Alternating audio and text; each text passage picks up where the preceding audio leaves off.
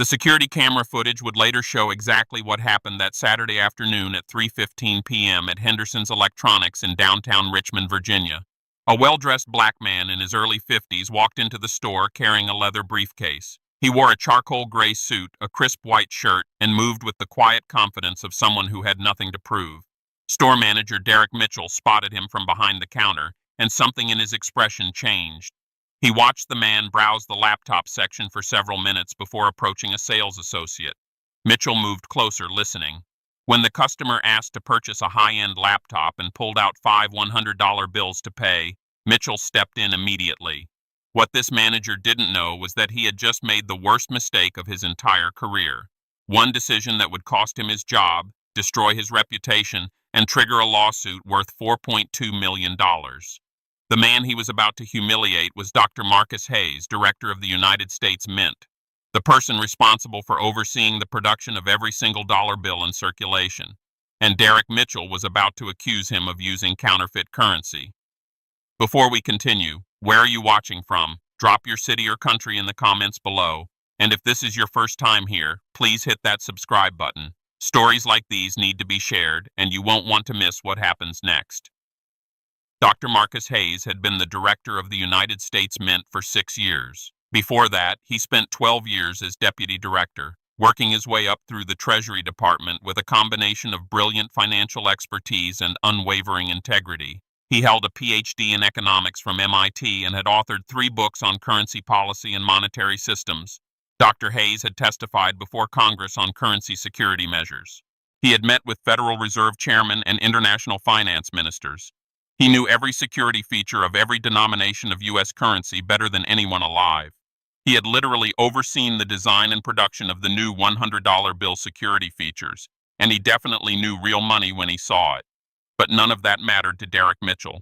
All Mitchell saw was a black man with cash, and in his mind, that meant one thing. Mitchell had been the manager at Henderson's Electronics for 4 years. He ran the store with an iron fist and clear bias. His employees had noticed patterns. Black customers got followed around the store. Their bags got checked at the door even when white customers walked right past. Returns were harder to process. Questions were met with suspicion instead of service. 3 employees had filed internal complaints about Mitchell's treatment of minority customers. Nothing had been done. The corporate office had looked the other way every single time. That failure of oversight was about to cost Henderson's Electronics more money than they had ever imagined. Dr. Hayes had taken the afternoon off for a rare personal errand. His daughter was starting college in 2 weeks and needed a laptop for her computer science program. He wanted to pick out something quality and surprise her with it. He had done his research online and knew exactly which model he wanted. The whole transaction should have taken 15 minutes. That morning, he had attended a Treasury Department meeting about new anti-counterfeiting measures for the next generation of currency. The irony of what was about to happen would not be lost on him later. He had literally spent 3 hours discussing the latest security features in U.S. banknotes, including the exact features present in the bills he was carrying. The $100 bills in his wallet were fresh from an ATM at his bank that morning. Standard circulation currency. Nothing unusual about them except that they were real, and Dr. Hayes probably knew more about their authenticity than anyone else in Virginia. He found the laptop quickly. A young sales associate named Jennifer was helping him and had been nothing but professional. She showed him the specs, answered his questions, and was processing the sale when Mitchell appeared. "I'll handle this transaction," Mitchell said, stepping between Jennifer and Dr. Hayes. Jennifer looked confused but stepped aside. She had learned not to question Mitchell when he used that tone. Dr. Hayes remained calm and polite. He had dealt with this kind of situation before. Being a black man in America meant navigating these moments with careful dignity. He handed Mitchell the 5 $100 bills and waited. Mitchell held each bill up to the light. He rubbed them between his fingers. He used the counterfeit detection pen on every single one. The pen showed they were authentic. The security features were all correct. The bills were real. But Mitchell had already made up his mind. "These are counterfeit," Mitchell announced loudly. Several customers nearby turned to look. "I'm going to have to call the police." Dr. Hayes felt that familiar combination of anger and exhaustion. Here we go again, he thought. But he kept his voice level and professional. "Sir, I assure you those bills are authentic. You can verify them with any standard test." The pen test showed they're fake, Mitchell lied. Everyone who had been watching could see the pen had actually shown the bills were real. This was Mitchell's first documented false statement. It would not be his last. Dr. Hayes pulled out his phone. Would you like me to call the Secret Service? They handle counterfeit currency investigations. I happen to have the direct number. Mitchell scoffed. Oh, I'm sure you have the Secret Service on speed dial. Just stay right here while I call the real police. The condescension in Mitchell's voice was thick enough to cut. He was clearly enjoying the power he thought he had in this moment. A black man trying to use what Mitchell had decided were fake bills, and Mitchell was going to be the hero who caught him. In Mitchell's mind, this was going to be a good story to tell. He had no idea it would become a cautionary tale about the cost of racism. A woman shopping nearby had her phone out and was recording. The interaction had been loud enough that she sensed something wrong was happening. Her instincts were correct. That video would later become crucial evidence. Jennifer, the sales associate, quietly approached Mitchell. Sir, the pen actually showed the bills are real. I saw it. Mitchell shot her a look that made her step back immediately. Get back to work, Jennifer. I'll handle this. Jennifer would later testify that she had seen Mitchell treat other black customers with similar suspicion. She had watched him follow them around the store, demand receipts for items they were clearly just browsing, and question their payment methods in ways he never did with white customers. She had kept quiet because she needed the job, but this time felt different. This time someone was going to get arrested for something they clearly didn't do. Dr. Hayes remained remarkably composed. Years of professional experience and personal encounters with racism had taught him how to navigate these situations. Stay calm, don't raise your voice, document everything, wait for the truth to come out. He thought about his daughter, about to start her college journey. He thought about every time he had told her about dealing with discrimination with dignity and facts. He was living that lesson right now, and it wasn't easy. Inside, he was furious. Inside, he was exhausted by having to prove his humanity and honesty over and over again. But he kept his face calm and his voice steady. Sir, may I ask what specifically makes you believe these bills are counterfeit? Dr. Hayes asked. His tone was patient, almost professorial. He was giving Mitchell a chance to walk this back. Mitchell's answer revealed everything. People like you come in here all the time with fake bills. I know your type. The security cameras captured every word. The racist implication was crystal clear. Multiple customers heard it. Jennifer heard it. And the woman with the phone recorded it. Mitchell had just buried himself. An elderly black woman shopping in the next aisle over heard Mitchell's comment and walked over. Excuse me, but I've been shopping here for years and I've never had my money tested. What makes his different? Her voice was shaking slightly, the kind of tremor that comes from a lifetime of dealing with this exact kind of treatment. Mitchell ignored her completely, which only made the situation worse. The crowd of onlookers was growing. What had started as a simple transaction had become a public spectacle, and every person watching could see exactly what was happening and why. Another customer, an older white man, stepped forward.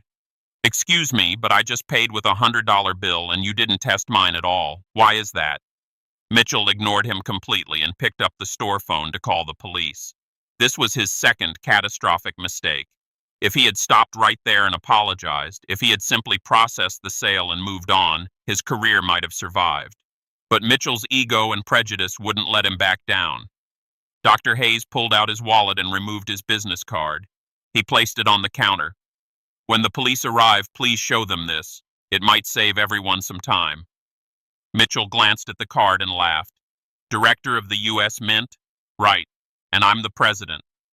He tossed the card aside without really reading it. Have you ever been accused of something you didn't do? Type yes in the comments if this story hits close to home. 2 police officers arrived within 10 minutes. Officers Sarah Chen and Robert Martinez walked into a scene that immediately felt off to both of them. A well-dressed professional standing calmly by the counter. A store manager who was agitated and pointing fingers. A small crowd of customers, some filming. Mitchell rushed to give his version first. This man tried to pay with counterfeit $100 bills. I tested them and they're fake. I want him arrested for passing counterfeit currency. Officer Chen looked at the bills still sitting on the counter. She picked one up and examined it. These look real to me. What test did you use? The counterfeit pen, Mitchell said. It failed the test. Jennifer spoke up quietly. Actually, the pen showed they were real. I saw it. Mitchell's face flushed red. That's not what happened. She's mistaken. Officer Martinez turned to Dr. Hayes. Sir, can you tell me your side of this? Dr. Hayes spoke calmly and precisely. I came in to purchase a laptop for my daughter. I attempted to pay with 5 $100 bills. The manager tested them with a counterfeit pen which showed they were authentic. Despite this, he accused me of using fake currency and called you. My business card is on the counter if you'd like to see my identification. Officer Chen picked up the card that Mitchell had tossed aside. Her eyes widened. She looked at Dr. Hayes, then back at the card, then at her partner. Officer Martinez took the card and read it carefully. His expression changed immediately. Sir, are you Dr. Marcus Hayes, Director of the United States Mint? Officer Chen asked. I am, Dr. Hayes replied. Would you like to see my federal credentials? Dr. Hayes pulled out his official Treasury Department identification. Officer Chen examined it carefully. It was absolutely legitimate. She looked at Mitchell with an expression that mixed disbelief and pity. This man had just accused the person in charge of making U.S. currency of using fake money. The irony was so perfect it would have been funny if the racist motivation behind it wasn't so obvious and ugly. Officer Martinez picked up the 5 $100 bills and examined them under the store's light. Sir, these bills are clearly authentic. Every security feature is correct. Did you actually perform a proper test? Mitchell stammered. The pen, I thought. His excuse died in his throat. He knew he was caught. Officer Chen held up one of the bills to the light, examining the security thread, the color-shifting ink, the watermark portrait. She had been trained in counterfeit detection. These bills had every single authentic feature. The blue 3D security ribbon, the bell in the inkwell that changed from copper to green, the raised printing you could feel with your fingertips. These weren't just real, they were probably fresher and crisper than most bills in circulation. Mr. Mitchell, Officer Chen said carefully, these are some of the most obviously genuine bills I've ever seen. What specific test result made you think they were counterfeit? Mitchell had no answer, because there was no test result. There was only his assumption based on skin color. The customer who had been recording spoke up. I have the whole thing on video. He said the pen showed they were fake, but we all saw it showed they were real. Then he said people like you come in with fake bills all the time. Officer Chen turned to Mitchell. Did you say that? Mitchell's silence was answer enough. The other customer who had questioned why his $100 bill hadn't been tested also spoke up. I paid with a $100 bill 20 minutes ago. He didn't test mine at all. Didn't even look at it twice. The pattern was undeniable. Officer Martinez had dealt with enough discrimination cases to recognize what had happened here. Dr. Hayes, would you like to file a complaint? Dr. Hayes looked at Mitchell, who had gone pale and silent. For a moment, Dr. Hayes considered just walking away. He had his identification back. He could go to another store, but then he thought about all the people who dealt with this kind of treatment without his credentials and platform. People who got arrested because they couldn't prove their bills were real. People who got humiliated and had no recourse. Yes, Dr. Hayes said quietly. I would like to file a formal complaint. This needs to be documented. Mitchell finally found his voice. Look, this was just a misunderstanding. I was trying to protect the store. I'm sorry if, Dr. Hayes interrupted, his voice still calm but now with an edge. There's no if here. You accused me of a federal crime based on nothing but the color of my skin. You lied about the test results. You dismissed my credentials. You made racist comments in front of witnesses. This wasn't a misunderstanding. This was discrimination. The store had gone completely silent. Everyone was watching. Multiple phones were still recording, and Derek Mitchell's world was crashing down around him.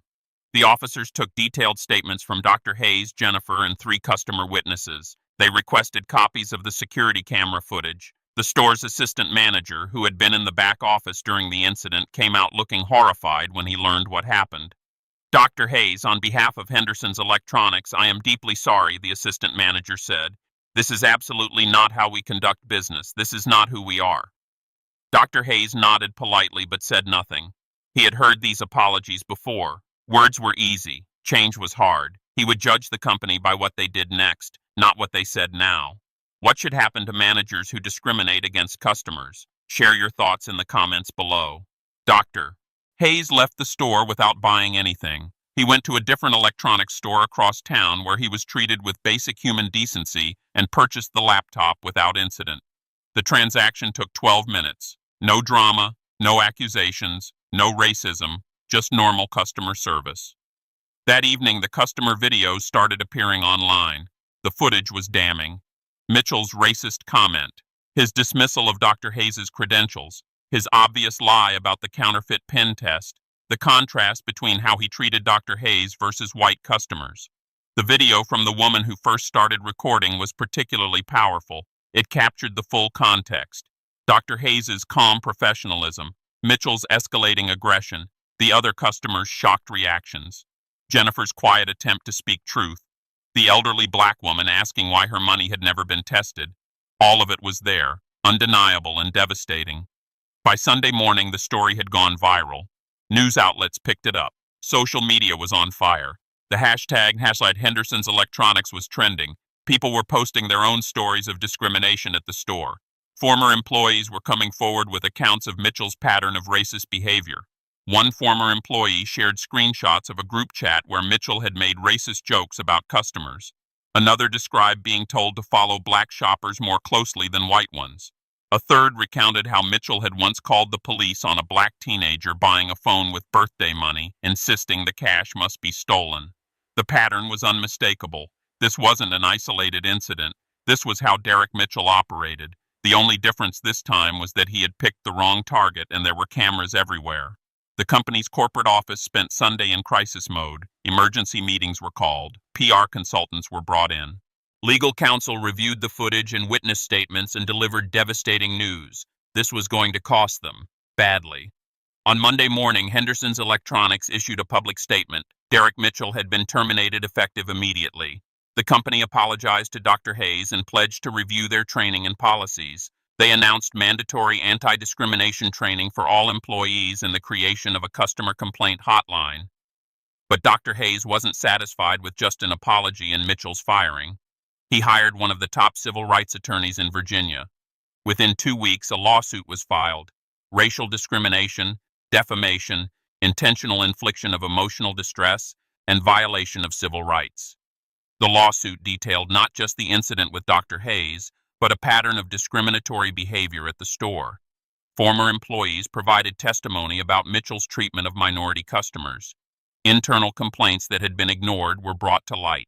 The company's failure to act on previous warnings became a central part of the case.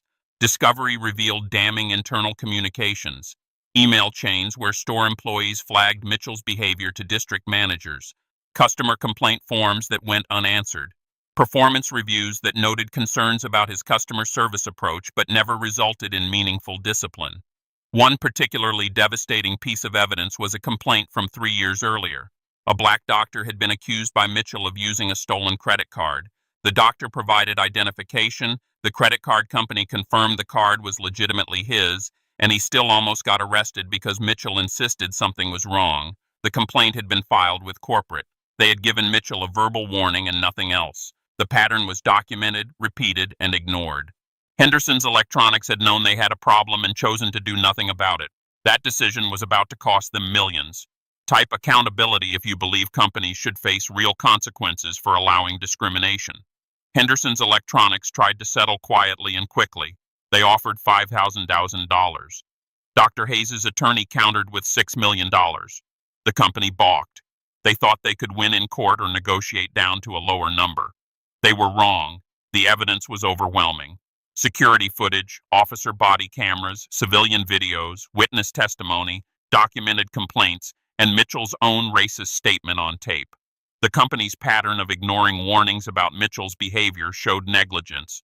Their legal team knew they were in serious trouble. 6 months into the lawsuit, more damaging information emerged. A former district manager came forward with emails showing corporate leadership had been informed about Mitchell's discriminatory behavior 2 years earlier. They had done nothing. That discovery changed everything. The lawsuit expanded to include punitive damages for corporate negligence. Now, Henderson's Electronics wasn't just defending against the incident itself, but against years of failing to protect customers from a manager they knew was a problem. 14 months after the incident, Henderson's Electronics settled. The terms were confidential, but court filings revealed the total payout, $4.2 million. One of the largest discrimination settlements in Virginia retail history. Dr. Hayes released a statement saying a portion of the settlement would be donated to organizations fighting retail discrimination and supporting civil rights education. The money mattered less to him than the message. Businesses would pay dearly for allowing racism to thrive. Derek Mitchell's life changed permanently. Fired from his job, unable to find work in retail management. His name forever linked to one of the most publicized discrimination cases in recent memory. His LinkedIn profile, his social media, his entire digital footprint contaminated by what he had done. He gave one interview to a local newspaper where he claimed he had made an honest mistake and was being unfairly vilified. The interview backfired spectacularly. Readers pointed out that multiple honest mistakes don't add up to a pattern of racist behavior. His excuses convinced no one. Henderson's Electronics suffered beyond just the settlement. Boycotts organized on social media hurt their sales significantly. The company closed 3 underperforming stores and laid off dozens of employees. Their stock price dropped. Their reputation took years to partially rebuild. The Richmond store where the incident happened got a complete overhaul.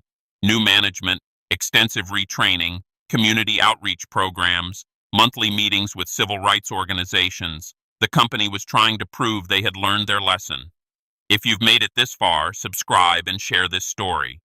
Real change happens when people refuse to stay silent. The case became a teaching example in business schools. How not to handle discrimination complaints. How ignoring warning signs leads to catastrophic consequences. How one incident can destroy years of brand building when the incident reveals systemic problems.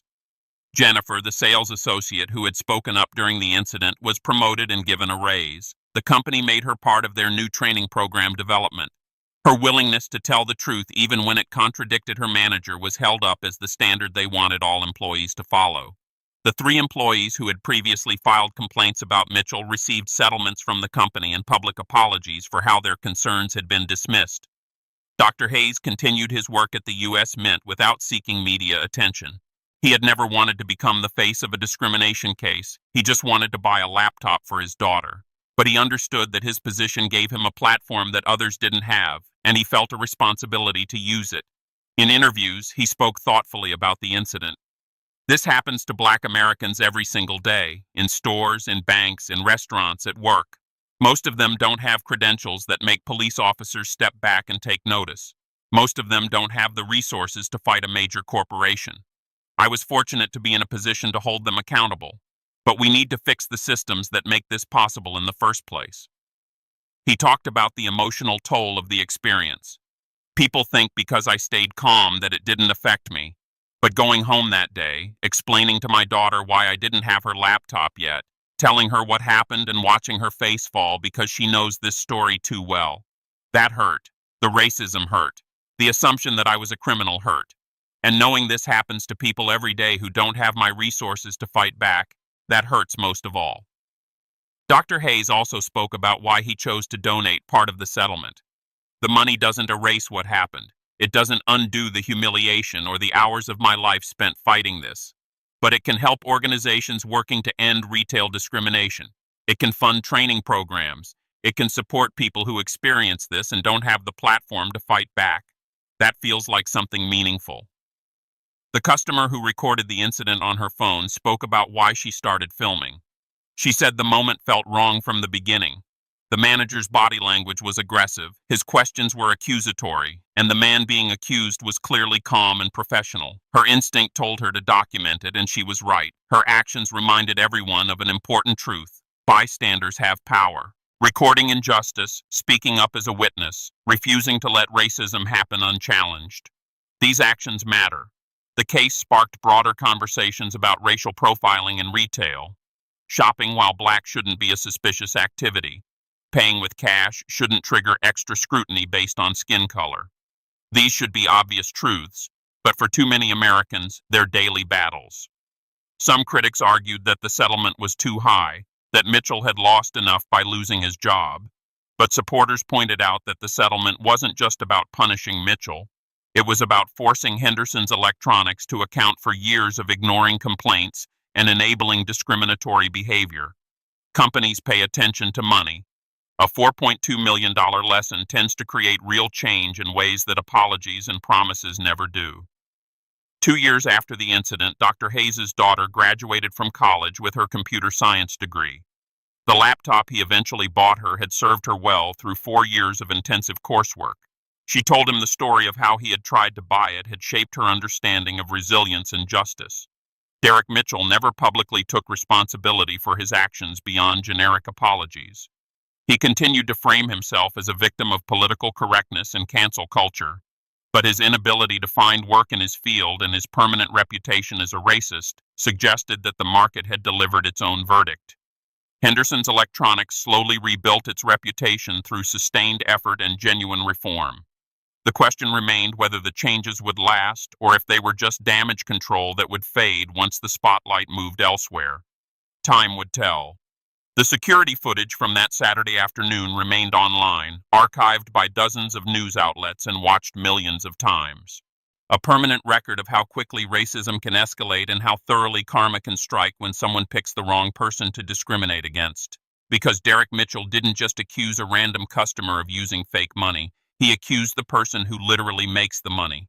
The irony was poetic, the consequences were severe, and the lesson was clear: treat people with dignity and respect, or prepare to pay the price. Thank you for watching until the end. Make sure you're subscribed for more stories that expose injustice and celebrate accountability. What was the most shocking part of this story for you? Drop your answer in the comments below.